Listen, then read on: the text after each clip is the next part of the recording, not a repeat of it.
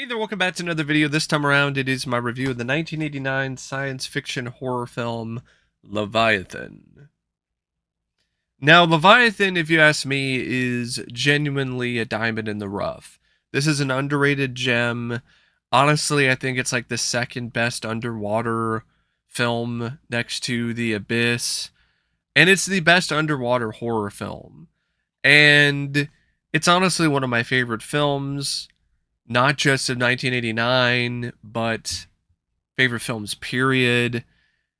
And it's one of those movies, though, that did not get a lot of good reviews when it came out, didn't do that well financially when it came out, and you're not going to see it get a high rating on Letterboxd or IMDb. It's got like a 23% Rotten Tomatoes. But it's also one of those movies where I don't think it's fair to evaluate this film based on just that small smattering of opinions. Like, it's a movie that I think a lot of fans of the horror genre or the science fiction genre can legitimately get some enjoyment and genuine thrills out of it. So I think that it's a film that, despite its critical reputation, it's significantly better than what it's been made out to be. It's directed by George P. Cosmatos, and I think George did a grand job with this. I think he did a great job directing this film, even though there were moments where he was like, I don't know what I'm doing when it comes to the effects stuff. So he just let the effects guys shoot the effect sequences, which is fine. At least he had the wherewithal, and he had the ability to set his ego aside and just let the people who know how to shoot those sequences shoot those scenes, and then he would focus on the other parts of the film visually. And I've always felt that George P. Cosmatos is an underrated director. He did some really good work in Of Unknown Origin before this, which also starred Peter Weller. And he just has a great kinetic approach to directing.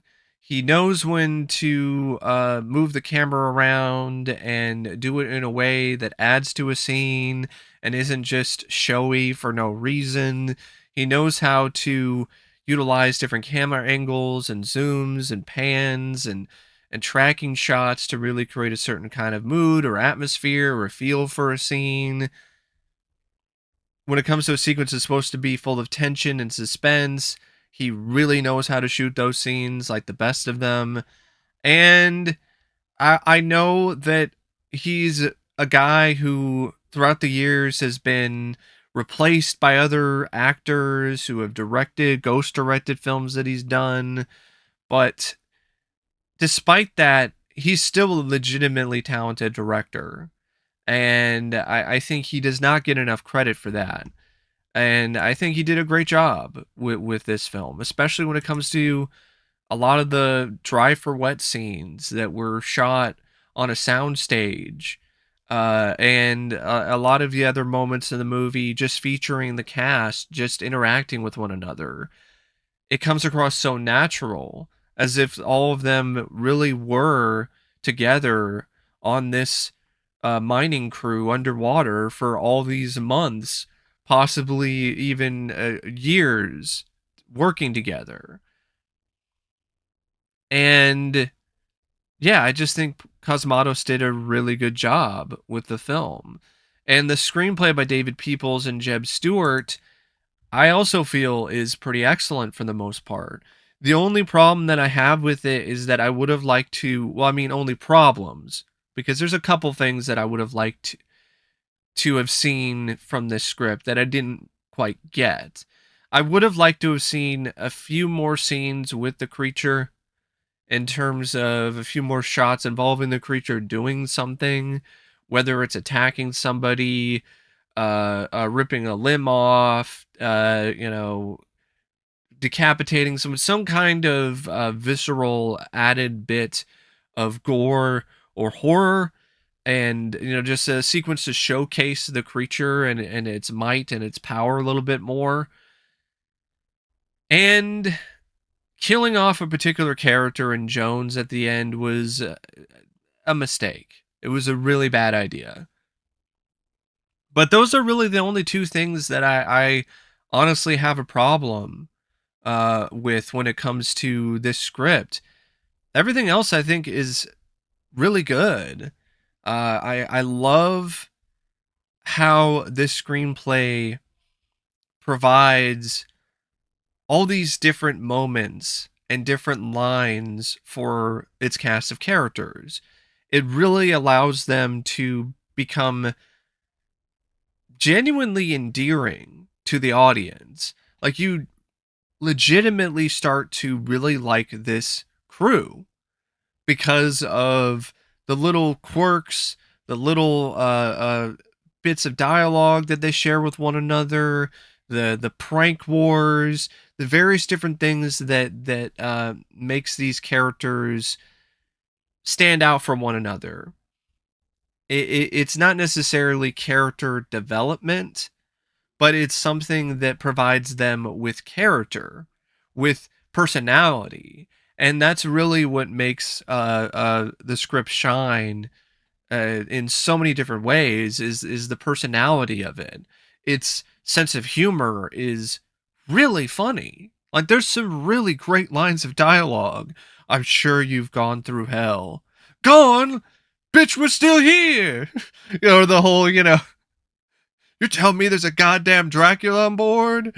Or a Six Packs whole bit with DeJesus about he saw this one guy who imploded in his suit, and he was talking to DeJesus and it was like, yeah, I bet you were imploding in your pants. There's just so many great fun lines of dialogue. And of course, the whole line from Beck, hey, Six Pack, if you call me Becky one more time, I'm gonna pop your tops, all six of them. And even like the one liner that Beck has at the end, say motherfucker. Like, it's just got a great sense of fun when it comes to its dialogue, but it also knows when to be serious and when to have moments of intensity when it comes to the script and the story. Uh, Bowman committing suicide instead of allowing herself to be further mutated into whatever this half human, half sea creature thing is, due to this genetic alteration from the vodka, which I also felt that was a good concept that was well utilized in terms of the Leviathan being the name of a Russian ship that was scuttled by the Russians themselves because there was some genetic experimentation going on, and they exposed the crew to this genetic cocktail, so to speak, through the vodka. And that then is imbibed by Six Pack and Bowman, and then that's what leads to the creature being let loose in the shack in the deep sea mining operation, like in the whole they call it the shack. So yeah, it's this whole, this undersea mining operation, and their deep sea station is now overrun with this mutated mix of human and fish and undersea life DNA. And because of the fact that it does such a great job with the characters and with their personality, and giving them all these fun moments and fun lines of dialogue, it really creates a very effective sense of false security. Like, it makes it seem like, oh, okay, everything's gonna be all right, even though they have the whole thing with the Jesus and his rebreather, and you have that tension early on in the movie, that's a different kind of tension altogether than like a sea creature, like a genetic mutation that's on the loose. So I think that's a very effective aspect of the script is how it starts things out, and it makes the slow burn that is the story something that actually works because you like these character moments, you like the fun moments with the characters, so you're able to deal with the slow burn better because you like being around this crew. And throughout all of this that's going on, you also have this underlying extra bit of tension with Miss Martin, the CEO of Trioceanic, who's, popping in now and then to see how the crew is doing. And you get the sense that she's full of shit. She doesn't really mean anything that she's saying, like a typical sort of corporate bigwig. And you got the stuff with the doctor and how you don't really know what his motives are. But then after a certain point, the script does a good job making you actually start to kind of like the doctor character too. So it makes his decision in the end where he tries to save all of humanity by trapping everyone inside of the shack. Kind of understandable, somewhat justifiable, considering the fact that this is something that if it did get to the surface, it would be very devastating and probably cause a significant loss of life and just be absolutely catastrophic for the world in general. One of those like the needs of the many outweigh the needs of the one or the few kind of scenarios. So his decision, while it comes across as potentially wrong because you like these characters and you don't want them to be in this position, it's understandable. And the characters that you do like, who ultimately are the survivors, I mean, there are some characters that you like that don't make it, like Six Pack and Bowman and DeJesus, but and oh, what's his name, Cobb, but the main three who have honestly the majority of the screen time, they make it out of the shack in the end and in a genuinely clever way with the suits and the balloons, and they use that to go to the surface. And speaking of clever stuff, just the design and just the overall creation of this mutation of human flesh and sea creature DNA is genuinely a striking image. When you see the creature, when you see the effects with the faces on the skin and the whole head of like some kind of a deep sea creature, it's something that definitely sticks with you. And for a film that and a script and a story that got all of its crap from critics at the time and to this day for being so derivative and unoriginal, I don't really feel that the creature is getting enough credit for being as unique as it actually is. It's even got different portions of it, that are like an eel or like an octopus arm, with tentacles. It's a very creative and visually intriguing a monster. And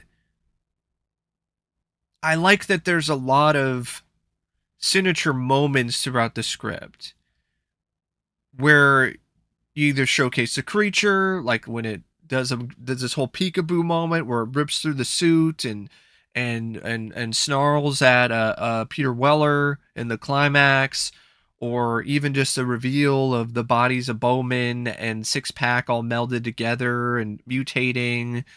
The whole sequence with Cobb and the teeth that's in his hand.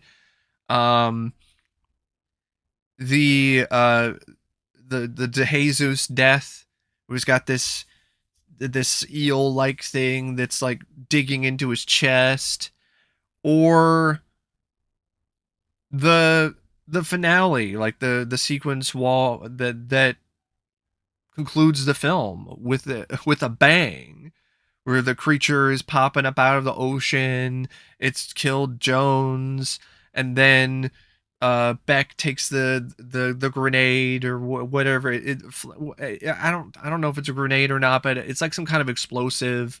It throws it into the creature. It blows up. And even like the ending of the movie, which is the two-faced bitch of a CEO saying all this bullshit to Beck's face, like, "Oh, we're so glad that you survived," even though the truth is that they they were gonna let them die, and it even set things up to the press that they were already dead. And so it's like, "Oh, I'm so glad that you're alive. How do you feel?" And then Beck just punches her square in the face. It's like, better, a lot better. Like that was just great. That's such a crowd pleasing moment. It's such a great way to end such a fun story. And apparently, the original draft, Martin was a man, but George P. Cosmatos was like, "Yeah, I don't care. I'm still not changing it. Like, Martin's a woman. She's still gonna get punched in the face." I was like, "Good. Like she deserved it." Like, so it was one of those things where I like that Cosmatos was like, "Nah, I'm sticking to my guns here. I don't care if it's a woman or not. She's still gonna get punched." Um, it's not that I'm advocating, violence against women or anything, but in this instance, it's justified. She was a lying bitch. Now, what I also like about the screenplay is that it it genuinely does have some great moments of tension and suspense, and it's really weighed rather well along with moments of levity. So you have moments that involve the creature being on the loose on the ship of sorts. It's technically not a ship, but it's on the loose in the corridors. It's attacking people. People are getting infected and absorbed into it, or they're getting taken out. And you'll still have scenes where characters will say some funny lines of dialogue, or lighten the mood, so it's not too overly intense to the point where it really makes those intense sequences feel less and less intense the more that they happen throughout the story, because you've overdone it in terms of the tone. And I mean, it's got everything that you could possibly ever want out of a fun uh, horror or sci-fi action film from this particular time period in the 80s. Like, you've got a really fun cast of characters who all have distinct personalities and have their share of fun lines of dialogue with one another. You've got some good practical effects. You've got some genuine moments of suspense and tension and terror. You've got a gearing up sequence where the few remaining survivors gear up and get ready for war with the creature. You've got an explosive finale complete where the creature gets blown to bits, complete with a one-liner. Like, it's honestly everything that you would want and then some out of that particular kind of entertainment. And so what if it's somewhat derivative of Alien and The Thing and some of these other films that came out before it? Alien and The Thing were also derivative of other movies that came before it. I hate that this is a film that's getting singled out for being derivative of other movies, and that's why it's not as much fun, or that's why it's bad. And all these other films that they're mentioning have borrowed elements from other films that came before them. Like, Alien notoriously borrowed elements from Planet of the Vampires and It Terror from Beyond Space. The Thing is a remake of The Thing from Another World based on the novel Who Goes There. So it's like it's not really one of those things where it's like either one was 100% original or unique anyway. So why are you knocking Leviathan for being a ripoff or derivative of these other films when they have some of the same elements that they borrowed from other films? It's like it's acceptable for them, but it's not acceptable for Leviathan for some reason.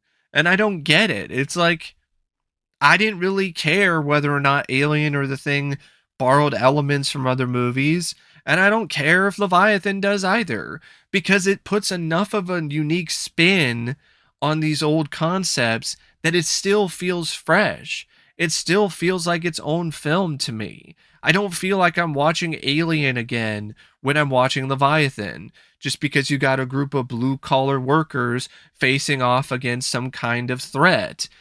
I don't look at it as The Thing just because the creature is similar in terms of its design and how it operates. So I don't understand that criticism at all. And as good as the direction is, as good as the script is, I mean, this film definitely would not be on the same level without its great cast. I mean, Peter Weller is back. It's honestly my favorite role that he's done outside of the RoboCop films that he did. I love his performance in this. He's the type of guy who's a no bullshit kind of guy, and I love that. He's a no bullshit kind of guy. You know, he's kind of struggling with his position, being the leader of these miners, because he's a geologist by trade. This isn't really his thing, but he's trying to do his best, and you definitely sympathize with him for that. And he just becomes very endearing after a certain point, and you see that he has more in common with his crew than even he might initially realize. And then they become really close, and then you have the whole bond between him and Amanda Pays, and I think he and Amanda Pays had great chemistry with one another. And Weller is just a badass anyway. Like, he's just a really good actor, and he can play a very charismatic leading man like the best of them, and this film is no exception. And I just love Weller as an actor. He's one of my favorite actors, and he's honestly on his A game here as Beck. Amanda Pays is also awesome. She does a really amazing job as Willie. Like her spark, her attitude, her ability to crack jokes, but also be tough in a given moment. I like Richard Crenna, Trotman as the doctor, Doc.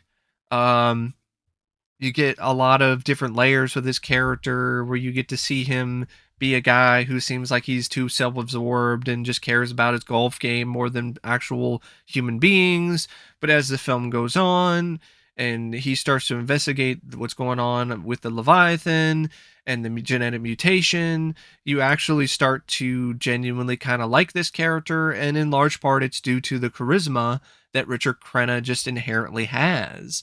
And Daniel Stern was great as Six Pack. It's honestly, I would I would honestly say it's my favorite performance of Daniel Stern's is as Six Pack. He's just so much fun in this small but memorable role as this obnoxious character, but in a fun way. Like, this guy's a total dick, but he's a dick in a way that's fun, and he's fun to be around. And even though he's kind of a total uh douche, like, it seems like he's still the kind of the guy that you still want to have as a part of your group, for the laughs. And he's a dick, but in a way that's not like really harmful. It's that kind of thing.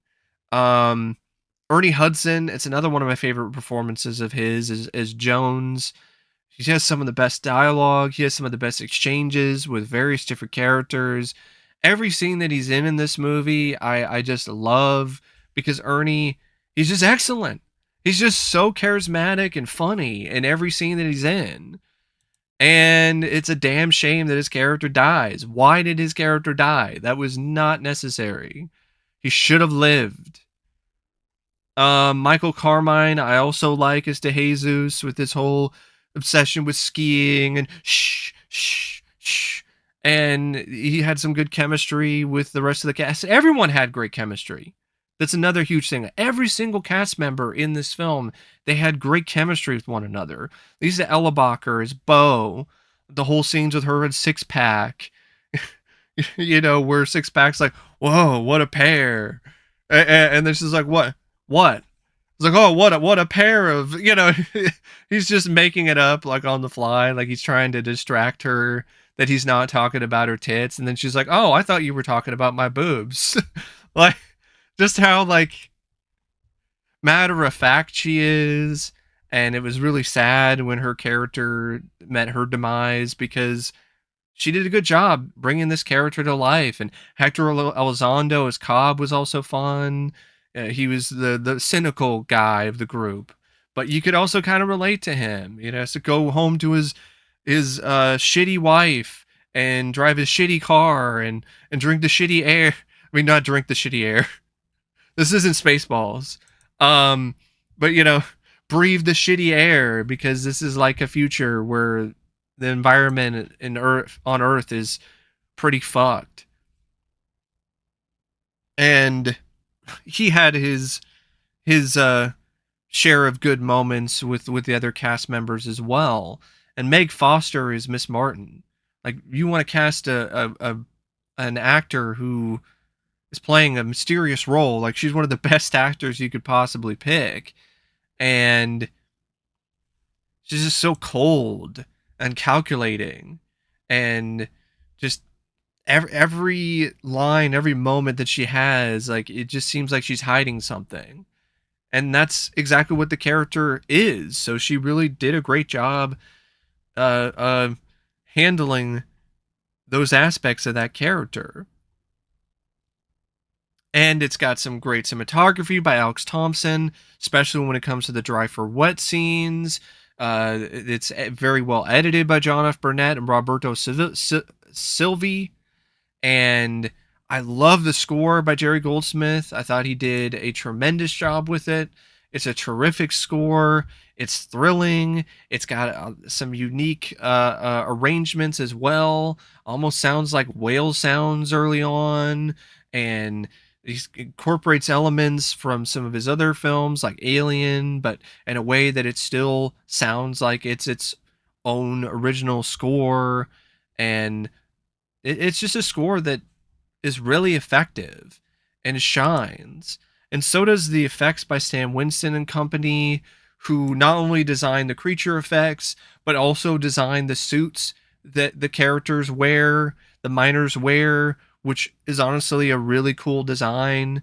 And I have to give enormous credit to everyone involved with the crew who were responsible for handling the dry for wet scenes, because it's an unbelievable accomplishment when you think about it.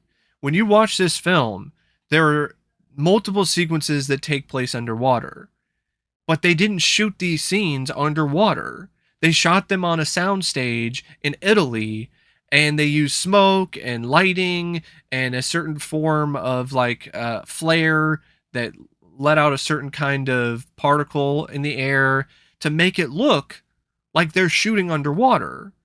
And the end result is nothing short of incredible. So huge kudos go to the cast and crew when it comes to the dry for wet sequences. Oh, and I definitely want to give some extra added kudos to Ron Cobb, who did the production design for this film. I just love his work on the shack, on the deep sea mining operation, and just how personalized he made it and how lived in he made it look, and how it incorporated elements from Alien in terms of the blue collar aspects when it comes to the production design, and making things look a little worn down but still functional, but still making it something that doesn't feel like it's just Alien leftovers. It doesn't look like it's just taking parts from the Nostromo and just throwing it in there. It still has its own uh, unique industrial look to it.